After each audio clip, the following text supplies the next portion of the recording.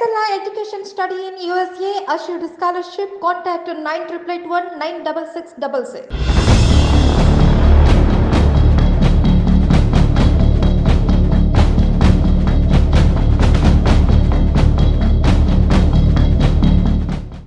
Kosampuri Venkata Kanakadurgaraju alias Bhaskar రాజు.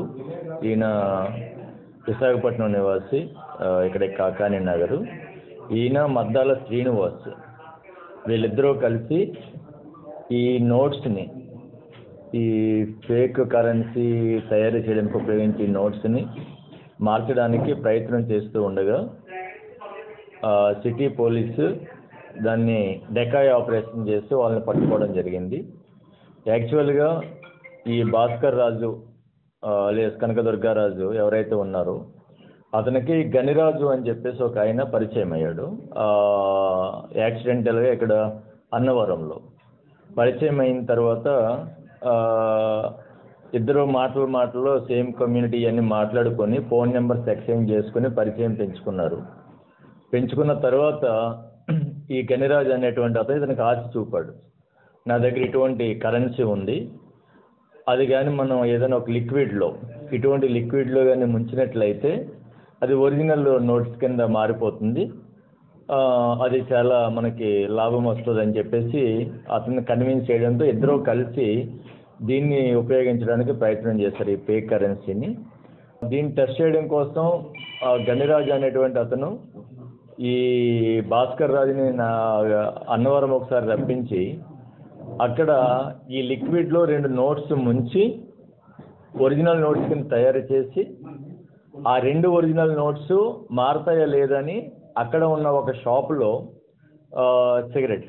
Cigarettes కొనడానికి ప్రయత్నం చేసి సిగరెట్స్ కొన్నారు. ఆ 2 నోట్స్ మార్చారు. అప్పుడు ఈ భాస్కర్ రాజు అనేటువంటి ఆయనకి బాగా నమ్మకం వచ్చింది. నమ్మకం వస్తే సరే చేద్దాము అని చెప్పేసి అతను ఒప్పుకొని ఒక 5 లక్షలు ఒకసారి, 10 లక్షలు ఒకసారి, అలా మొత్తం 30 లక్షలు ఈ భాస్కర్ రాజు గనిరాజుకి ఇచ్చాడు. ఇచ్చిన తర్వాత ఆ గనిరాజు ఇటువంటి నోట్స్ అంటే 500 నోట్లు అని చెప్పేసి ఇటువంటి నోట్స్ వీటిలన్నిటిని మారిస్తే 3 బ్యాగుల్లో అంటే 3 crores వర్త్ అయినటువంటి ఇటువంటి ఫేక్ కరెన్సీని ఈయనకి ఇవ్వడం జరిగింది. ఇచ్చిన తర్వాత దీని మీద వాళ్ళు ఈ మార్చే సందర్భంలో ఈ నోట్లని లిక్విడ్ అంటే యాక్చువల్గా అతను లిక్విడ్ ఇవ్వలేదు, ఇవే ఇచ్చాడు. ఈ లిక్విడ్ కోసం ప్రయత్నం చేస్తూ ఈ నోట్స్ని కరెన్సీ నోట్లుగా మార్చడానికి ప్రయత్నం చేసేటువంటి సందర్భంలో పోలీసులకు సమాచారం వచ్చి డెకాయ్ ఆపరేషన్ చేసి దీన్ని పట్టుకోవడం జరిగింది. పట్టుకొని వీళ్ళ దగ్గర నుంచి ఒక 3 సెల్ ఫోన్లు, ఒక హోండా సిటీ కారు, ఒక 50 లక్షల రూపాయల నగదు, నెక్స్ట్ 3 బ్యాగుల్లో లగేజ్ బ్యాగుల్లో ఉన్నటువంటి ఈ నోట్లని, ఈ లిక్విడ్ని స్వాధీనపరచుకోవడం జరిగింది.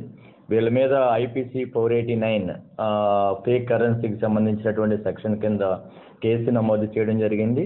ఇది చాలా లోతైనటువంటి కేసు, ఎందుకంటే ఇవన్నీ తయారు చేయాలంటే చాలా టెక్నాలజీ అవసరం, మెషినరీ అవసరము. దీంట్లో చాలామంది మనుషులు ఇన్వాల్వ్ అయి ఉంటారు.